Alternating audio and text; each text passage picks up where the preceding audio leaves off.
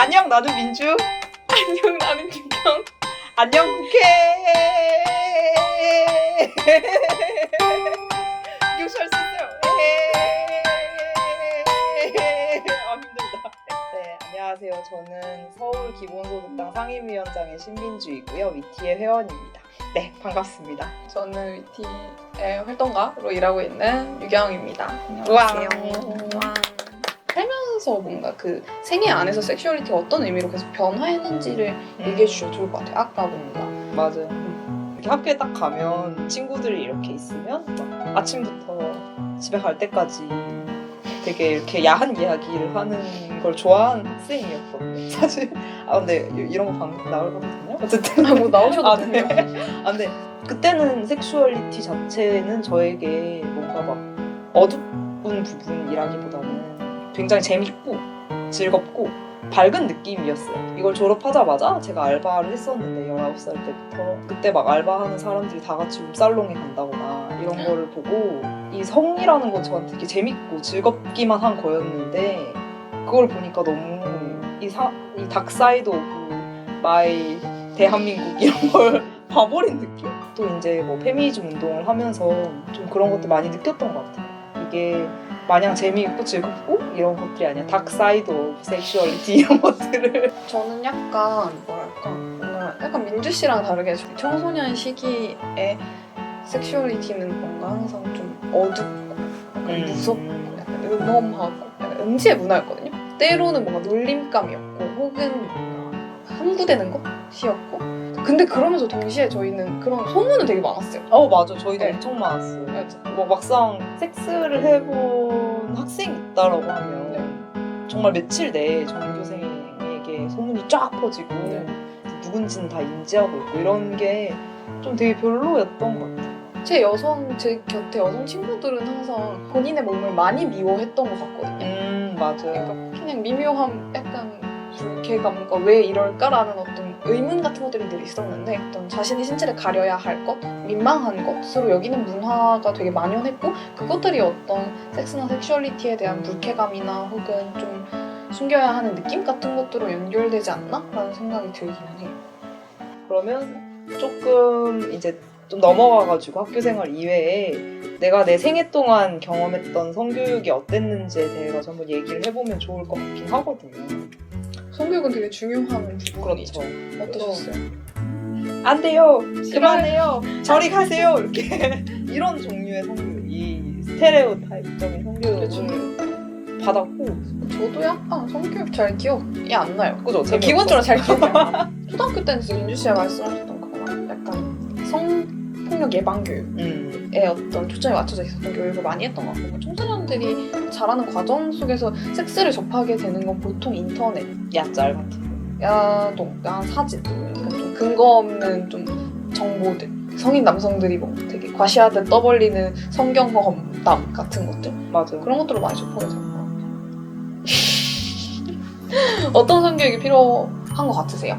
페미니즘 관점으로 된 성교육이라는 거는 자기의 어떤 경험이 폭력적인 것인지 폭력적이지 않은 것인지도 구분하기 어려운 세상 속에서 내가 어떤 걸 선택할 수 있고 어떤 걸 선택했을 때 이러한 결과들이 나올 수 있다라는 것들을 조금 알게 되고 한편으로 내가 선택할 수 있는 것들이 점점 더 늘어나는 식으로 성교육이 진행되어야 한다.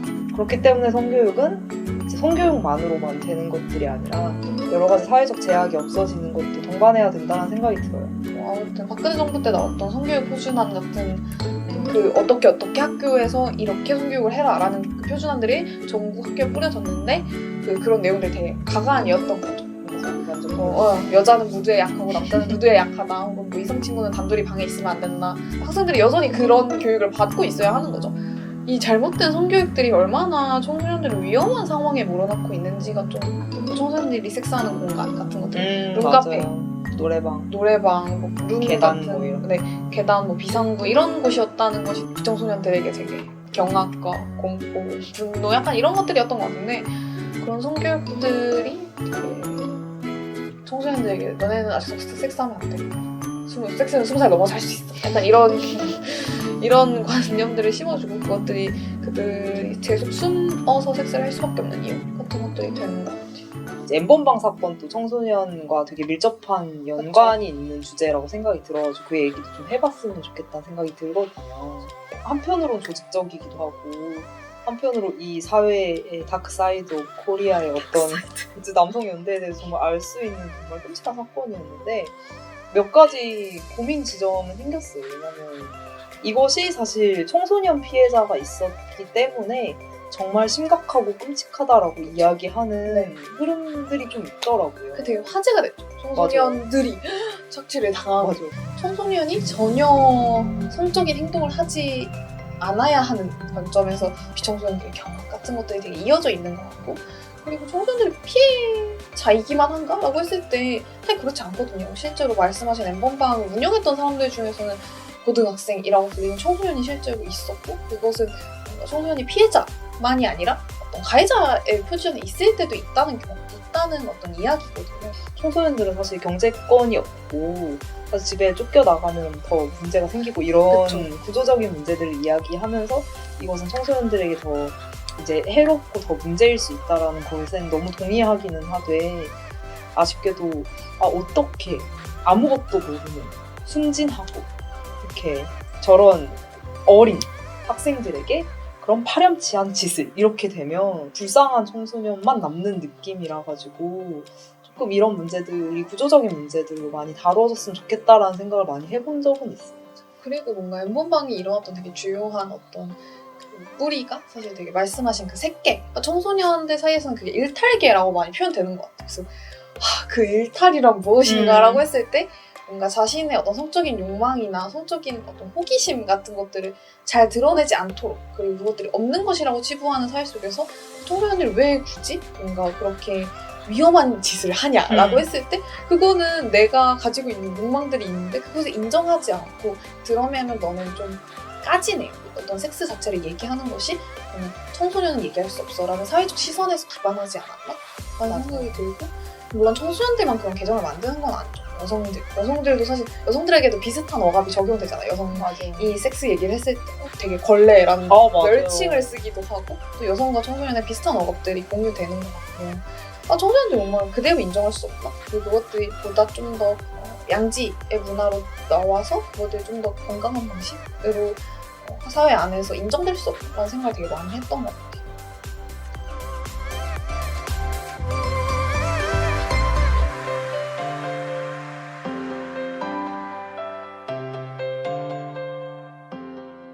하나씩 볼까요? 네, 좋습니다. 저는 쾌락 통제법을 썼는데요. 사회가 존재하고 있는 게 청소년의 섹스할 권리가 없기 때문에 뭔가 이어지는 관점에서 이제 피임할 권리까지 없는. 하지만 아까 계속 말했다시피 청소년이 이미 섹스하고 있는데 그들이 안전하게 섹스할 권리조차 박탈하는 법이라고 생각해요. 그래서 그런 의미에서 좀 빨리 없어져야 한다. 빨리 개정되어야 한다라는 의미로 썼습니다. 네, 저는 음란함이라는 기준에 대해 가지고 좀 얘기를 해보려고 하는데 근데 사실 이 음란물 규정이라고 하는 것은 뭐 페미니즘적 관점으로 이것이 규정된 것도 아니고 그렇다라고 피해자가 있는 사건에 대해 가지고 피해자의 관점을 어떤 중요시해가지고 한 것도 아니고 그냥 사회 통념상 봤을 때 이것이 음란하다라는 굉장히 국가가 정해놓은 가부장적 관념 아래에서 이것이 음란한 건지 아닌지를 판별해가지고 처벌한단 말이에요. 그리고 그 이유가 아동 청소년에게 해롭기 때문에 라는 말이에요. 근데 사실 되게 음란함이라는 규정은 다를 수 있거든요. 또 다른 거 쓴 게 있죠. 아무튼 보호주의라는 것이 사실 무엇을 보호하는가? 청소년들을 통제하는 방식이 아닌 그들의 어떤 권리와 의사를 존중하는 방식의 보호가 필요하다. 하지만 지금의 섹슈얼리티 담론에서의 청소년들을 보호하는 방식은 너네 안 돼. 왜냐면 어리고 미성숙하니까. 이런 방식의 보호들이 사실 무엇이 의미가 있는가? 그리고 하나 저는 섹시하되 순결할. 뭐 이것도 아까 잠깐 했던 얘기지만 뭔가 되게 유구한 전통의 그 교복물, AV물 같은 것들이 있는 거잖아요. 그러니까 청소년은 성적인 대상은 아니지만 청소년을 성적 대상화하는 어떤 컨텐츠나 혹은 관점들이 너무 많은 거죠. 저도 사실 유경 씨랑 좀 비슷한 이야기들을 쓴 것 같은데 오해 대상을 규정하는 잣대라는 이야기들을 좀 썼거든요.